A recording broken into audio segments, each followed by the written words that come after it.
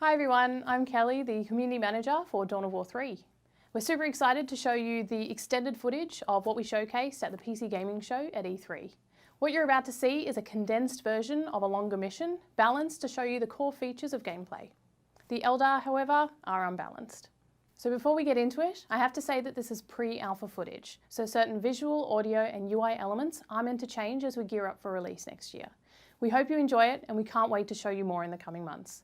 Now I'll pass you over to Phil, who's going to reintroduce you to Gabriel Angelos, Chapter Master of the Blood Ravens. Hey everyone, this is Philip Boole, the Game Director for Dawn of War 3, here with the first chunk of gameplay. I'm on my way, but it's just me. Don't be reckless, wait for backup. There's no time. They'll kill you.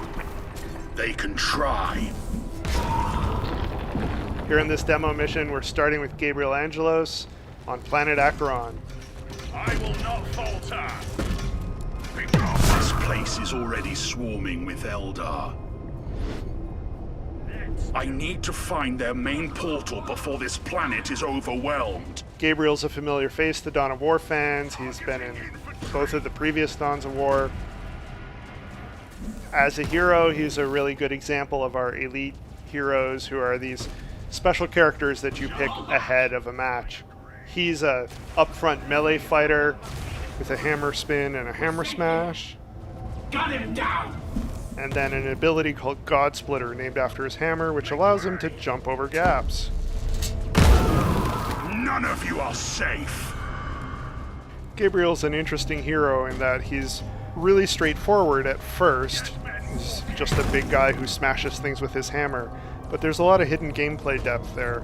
That hammer spin that he just did, for example, will also deflect projectiles, send a grenade or a missile back at the guy who threw it. So he's really a hero that you can play in your first game of Dawn of War or your 100th game of Dawn of War. But he's not invulnerable, so I think he's going to need some help here. Say hello to Lady Solaria, our Imperial Knight, a super unit for the Space Marines.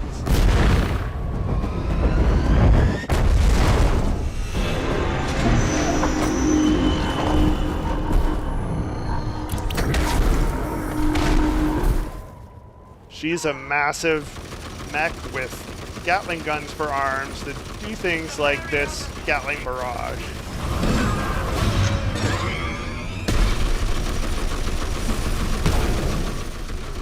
Typically she'd be a late game unit, but in this demo we bring her in to show her off. You're early, Solaria. I expected to be bleeding at least. I told you backup was coming. What were you thinking? We'd be hopelessly outnumbered if I had waited. There are too many troops coming from that portal.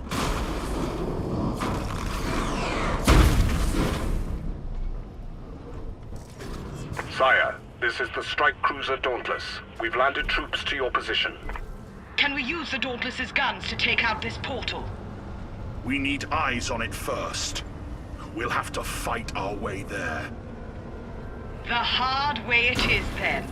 Dawn of War 3 is a game about using armies and heroes together. And you can see that we're bringing back base building from Dawn of War 1. In this demo, we've provided most of a base, building a barracks, summoning some more units from another building. In a typical game, you'd be building most of the base yourself and building up your strike force. Here I have some line units, which are the typical RTS units. So I have tactical marines and the dreadnought I just built alongside my two heroes. So I'm going to use them to push into the Eldar lines and take this strategic point here. So I'm using Gabriel to soak up a lot of damage here because he's a tank, and my line units and Solaria to lay down some fire. This is an example of a resource point or strategic point. There's only one in this demo, but typically on a map they would be scattered around, and they are what you fight over in order to gather resources and build more line units to get your army up to size.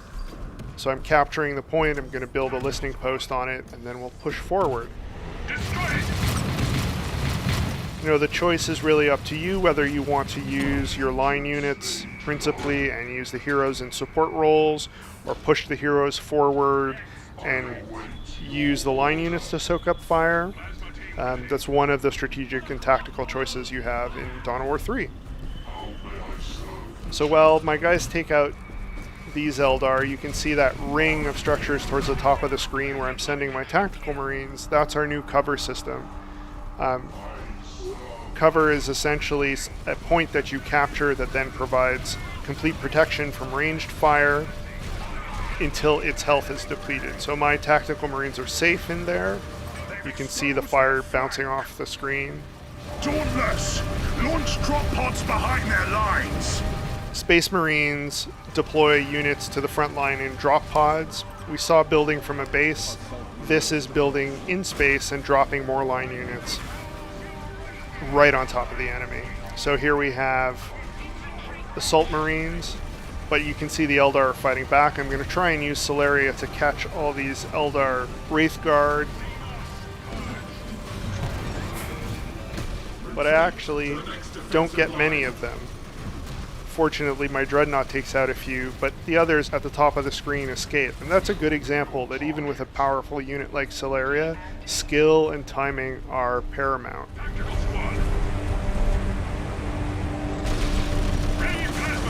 So I said that range units were safe in cover. I can see some Eldar at the top of the screen trying to take a cover area. But they're safe only from ranged fire. Melee units like my Assault Marines can go right in there and you can see them moving in to take the cover. Assault Terminators stand ready. Requesting My third elite is ready, the Assault Terminators. They're another melee specialist, and I'm going to use them to take that cover on the left of the screen. Teleporting them in, and they're going to take care of those Dark Reapers that are inside. So they can go in without destroying the cover, deal with the enemy, and capture the cover itself. That way I can use it.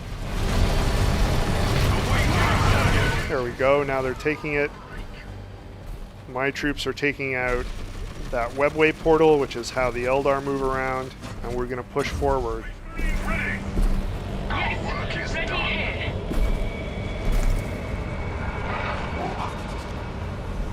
Okay, the Eldar are popping in again, so it's time to use Iron Storm Missile Barrage, Solaria's second major ability. I can target 6 places and fire 6 devastating missiles. Again, skill is involved. Those Howling Banshees got out of the way, but because Solaria was supported by Gabriel and the rest of the troops, we were able to eliminate them. Tactical Marines ready! Yes. Alright. Moving my Assault Terminators to capture that cover. Fight into more of these Eldar here, trying to push them off the point. I'm going to use my range units to take out that cover, but the Eldar now have a tank out. So I'm going to need to deal with that sooner rather than later. So you can see I'm using range units to take out the cover, so I need to blast all the way through the cover before I can deal with the enemy.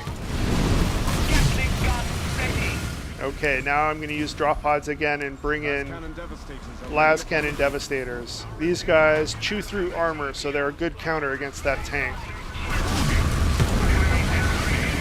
But they're a lot more vulnerable at close range, so these Wraith Guard at the bottom of the screen are going to do some serious damage, and Solaria is going to need to lay down some fire.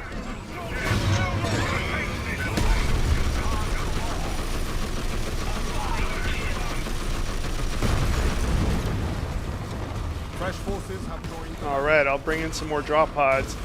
And here you'll see they're actually healing some of the units around them. That's an effect of having Gabriel as one of my elite heroes, as well as being a powerful unit. These elites will have sort of effects on the army as a whole. Gabriel's a commander who fights with his men, inspires them.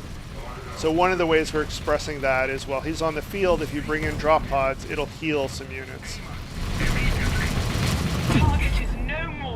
Alright, I've got a pretty sizable army here. I'm going to keep bringing in some more forces. And you'll see the Eldar have a pretty healthy force waiting for me. The entire invasion force. The portal too. Press forward!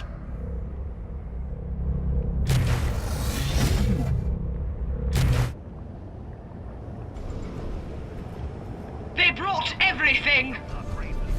Exactly! So I'm going to send my line units in with an attack move order here and concentrate more of my attention on my elites. Bringing in another Dreadnought to do some damage. Gabriel's going up and mixing it up with those range units up north. And Solera is going to use her missile barrage. You may notice Solera is moving a little more slowly now. That's because she's overheated. But the overheat isn't all bad. It also gives secondary effects to her attacks.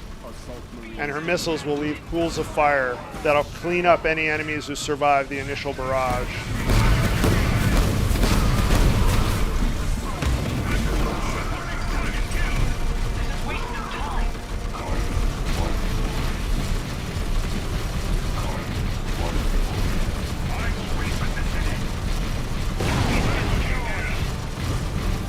They're where we want them.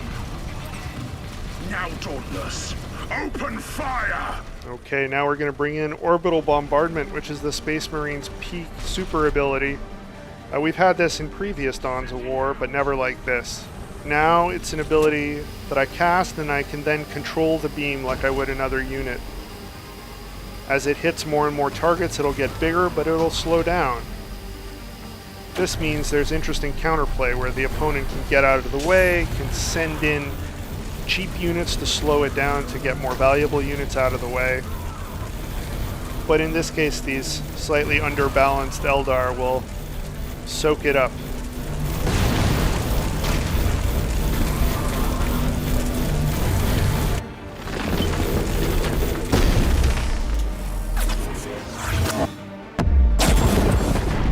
They're finished.